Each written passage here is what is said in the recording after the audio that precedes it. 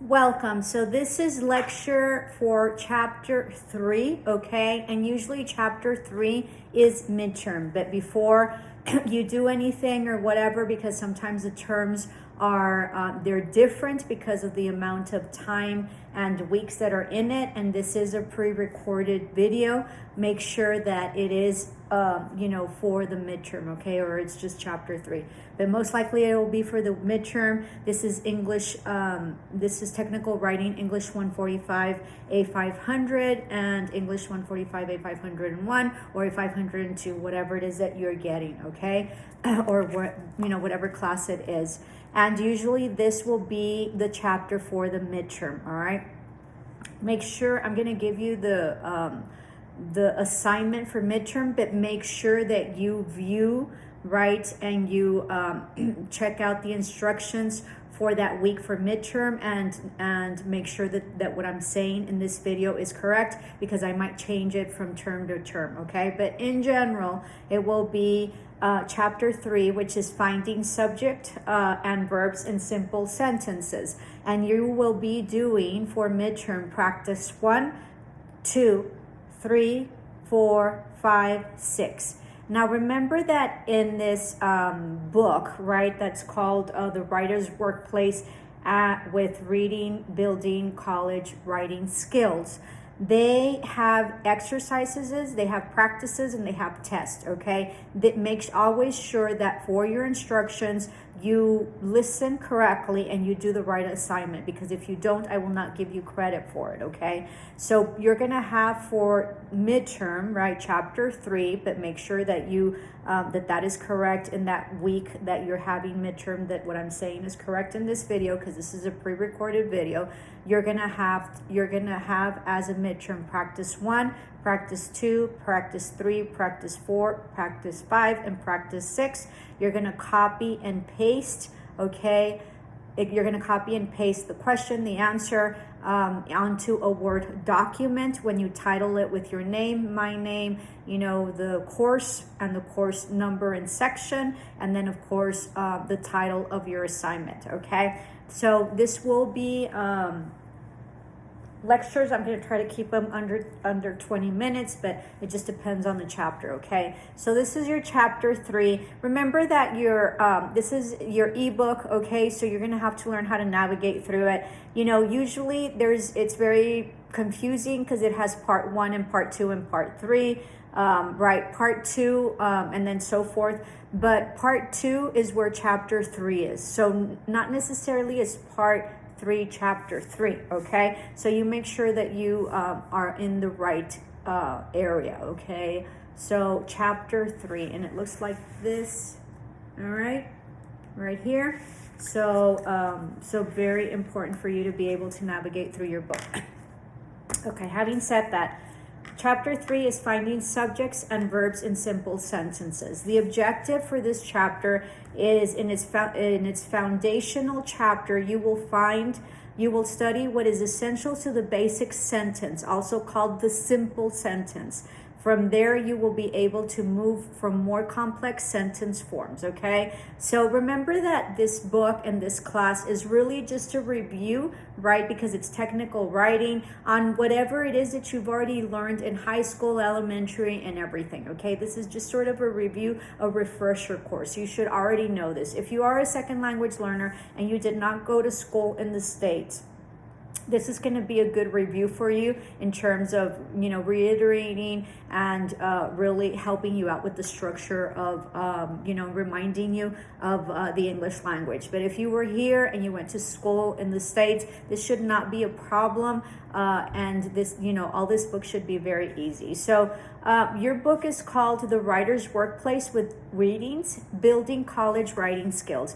Writing is crucial to your success, and being able to write correctly and professionally, it will set you above, all right? Especially now that everybody uses text and there's a lot of informalities, a lot of abbreviations that didn't exist before, that as we, developed in terms of technology, it facilitated for more abbreviations and abbreviations that didn't exist. So in of its in of itself, it has created this whole writing, spelling type skill set that sort of evolved. Like, because when we first got the flip phones, right? You guys probably don't know about that, but before iPhones or before Androids or anything like that, there was flip phones, and so the flip phones had 3 letters to each number. Okay, so it was a lot of like if you had to spell I don't know, hello, right? You'd have to go to wherever the H was, and then go to the A, and then go to the L, and then go to the L, and so you'd have to click a certain amount of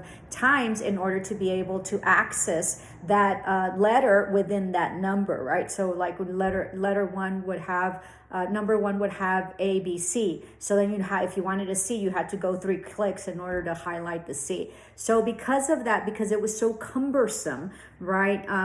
People started just abbreviating like text, they started eliminating vowels, really is what it is, to order to facilitate and easily write things, because it used to take so long. Although, for my daughter, she was she was super, super fast in that thing. So, so we basically overcome any type of challenges that we get, right? And so part of it is creating this whole new system and in writing, all right? So nothing like formality. So you have here in chapter objectives, which is your first slide here within your book, or your first page. Let's say, I don't know, there's no pages, or maybe there are. Yeah, I think I'm in page, let me see, this would be page 34. If it's not, disregard, right? And so it says, finding the subject of a simple sentence, including sentences with prepositional phrases and oppositive phrases. I don't know why I was having trouble with that. Finding the verb in a simple sentence, identifying 6 parts of speech in a simple sentence. Okay, prepositions are very hard, especially if you have a second language. They're very hard to master. Okay, even if you have been raised and have been schooled in the U.S. There's something about it that on and in you can't figure out, right? When you get I get off the car, it's really out of the car, right? And so things like that. Okay, so be very attentive to your prepositions. I believe that within your course and your dashboard there is a list of prepositions, and so be mindful of being able to use them appropriately and correctly. And so you have the introduction. Ideas may be communicated in more than one way. In informal situations might be shake your head to meaning yes or no, or might be use a single slang expression as cool to show your positive reaction for something. All right, so many ways of communicating. Right on to the next one. And I don't know what happened here. Let me see. I got kicked out for whatever reason, so let me go back in. Situations that happen, right? And so don't be discouraged. Especially, I recommend that you really do this with time, because that way, if there's anything that happens, you have enough time to correct it. Or if your cell service or your internet is bad, then you can go back and correct it. Okay, so don't leave your stuff for the end, especially my class. It's really, really simple. I try to have you guys finish my assignments, I don't know, 20 minutes max. Okay, and that's with reading the chapter. What is a complete sentence? A complete sentence is a group of words that contains a subject and a verb and also expresses a complete thought. Okay, so make sure that you have complete sentences when you write.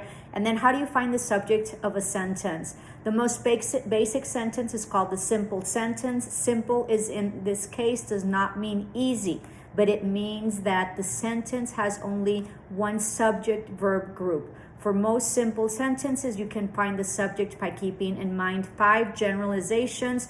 Use 5 generalizations. Use generalization 1 and 2 to complete the practice exercises below. So it tells you what your first generalization is, and I'm on page 36, where it says, in a sentence, the subject usually answers the question, who or what is the sentence about? And then the generalization number 2, remember there's 5, is a subject often occurs early in the sentence. Okay, there's practices there You know, if you're viewing this and things have not changed, you probably have the answers there. I can't keep it any simpler than that. So it really is when you do your what do you call it? Your assignment that I mentioned, you have to copy and paste it onto a Word document and then upload it, okay? So make sure. And then the third generalization is the subject of a sentence is usually a noun or a pronoun. And remember that this is the component of a simple sentence, okay? That does not mean that it's simple. It means that there's 5 generalizations that it has. And then the noun is a word that names a person, place, or thing. You remember this from elementary. And then in the examples below, see how Avon can function as a subject, an object, or a possessive, okay? So it gives you there lots of examples, common noun pronouns, concrete nouns, and then you go to practice 2, and then we're moving right along, right? Because remember, this is just a lecture on the chapter, okay? Later, you're going to have to do your assignment. So finding pronouns. A pronoun is a word that takes the place of a noun, like a noun. A pronoun can be subject or an object in the sentence. It can also be used to show possession, okay? There's some examples there, and then you go on to practice 3. It also mentions that there are 4 different categories to pronouns. To see the complete list of the pronouns, consult Appendix B. So you have to go there, and then the chart lists those pronouns and functions as subject of sentences, okay? So you have there practice 3, and then you have the pronouns that function as subject, and then you just press on that, and then it gives you the details of what that is and an explanation. Generalization 4 is noun and pronoun subjects in a sentence can be modified by adjectives. An adjective is a word that modifies, describes, or limits a noun or a pronoun. Adjectives usually come directly in front of the nouns they modify, but they can also appear later in the sentence and refer back to the noun and pronouns. When I was a kid, we had to structure it. We had these exercises that we had to really like sort of diagram the sentence, and you had to like in terms of like the diagram, you had to state what it was, you know, your noun, your pronoun, your subject, your adjective, all that. So I don't know if you guys did that. You're probably too young for that. So let me see. I did lose my place again. So have to go back or forward, okay? Sometimes we are, give me a minute.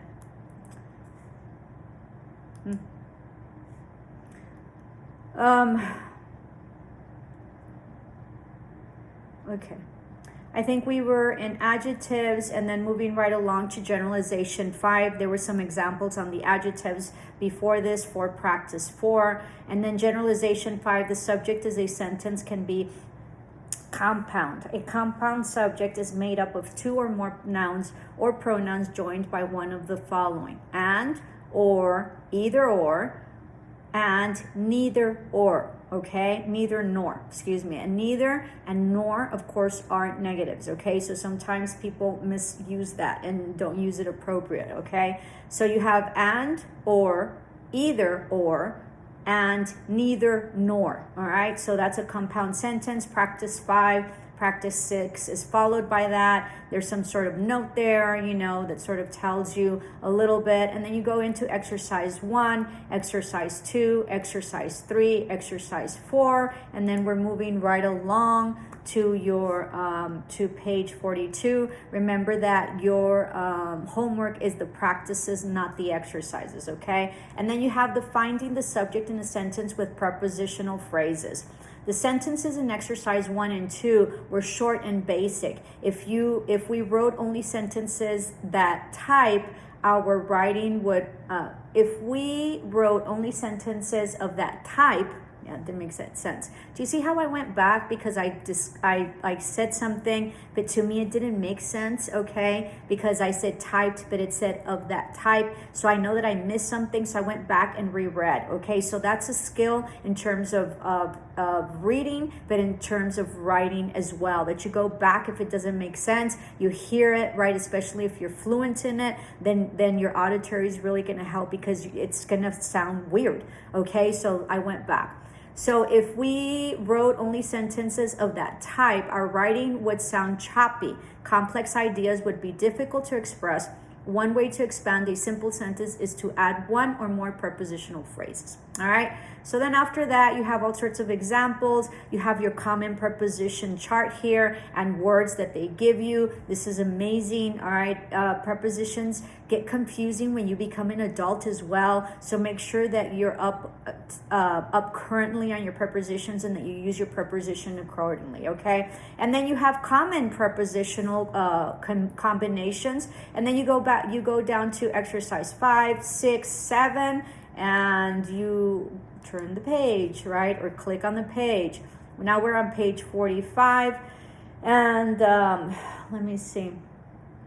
Excuse me. And so we have finding the subject and sentence in positive phrases.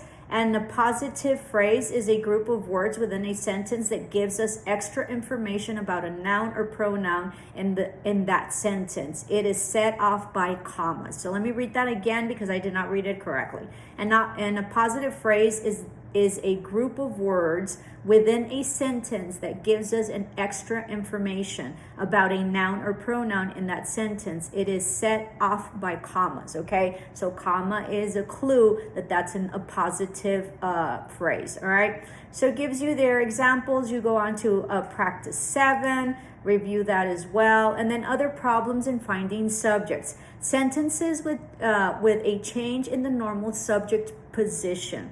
Some sentences begin with words that indicate a question is being asked, such words as why, where, how, and when are adverbs, and they signal to the reader that the question will follow. These opening words are not the subjects. The subjects occur later in the sentences. The following sentence begins with the word that signals a question.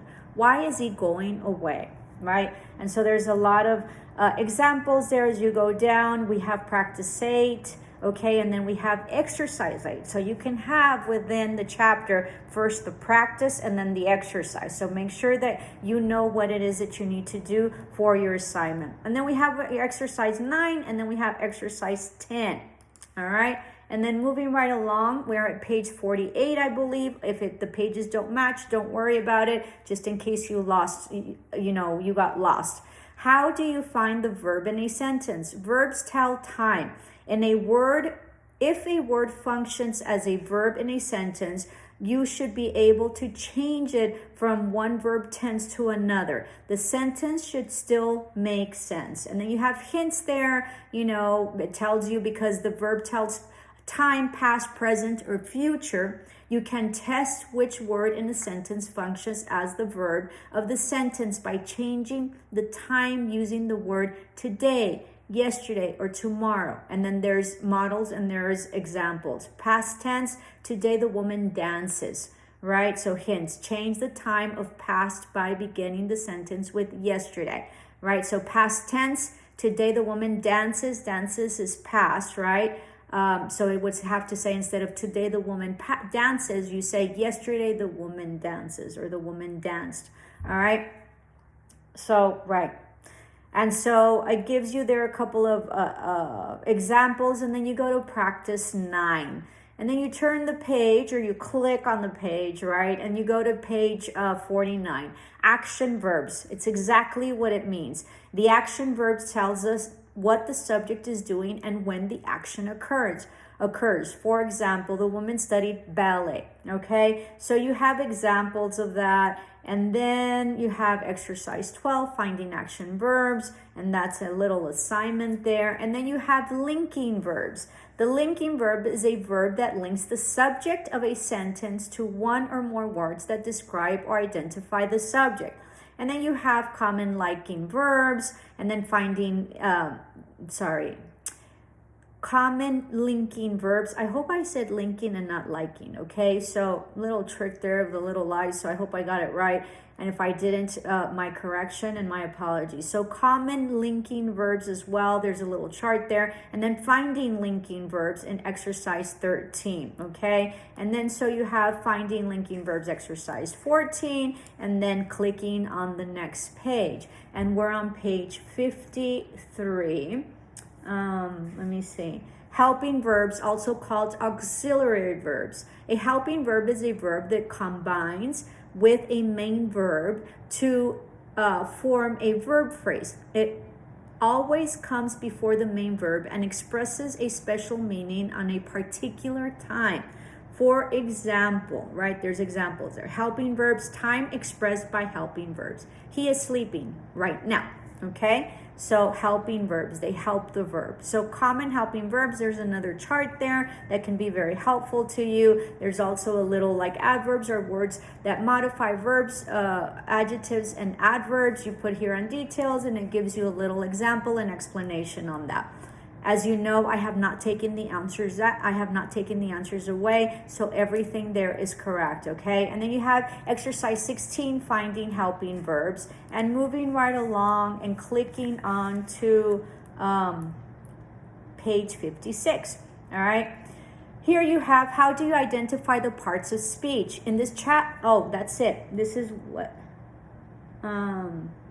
let me see. I think I'm already in chapter 4. Oh, no, I'm not. So let's see.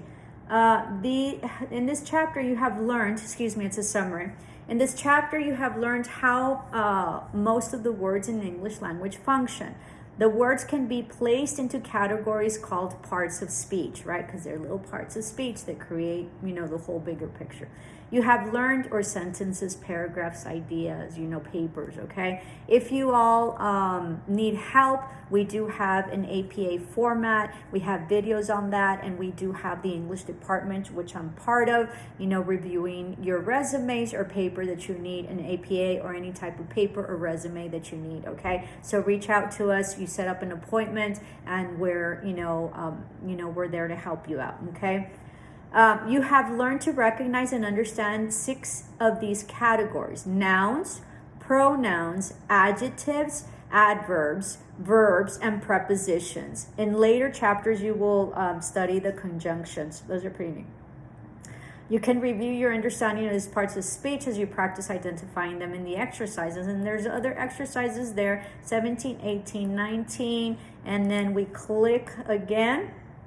And then we have at the end mastering and editing test. Test 1 and test 2. I usually don't give test assignments for this, okay? I usually just give either exercises or practices for this class. Your final and your midterm are usually just a regular assignment. So just because it says test does not mean that you do it. Actually, none of the tests in this book you will be doing. You will be doing assignments that are exercises and practices, mostly practices, okay? And so if it is either the final or the midterm, which this chapter 3 is a midterm, then I just grade it as a test. I hope that this chapter helped you tremendously, and I hope that this lecture as well helped a bit in order for you to understand that. After that, let me just conclude. I think there's like crossword puzzle reviews for terms and sentence parts, which are really neat. And then that concludes our chapter 3. Namaste, love and light, ciao.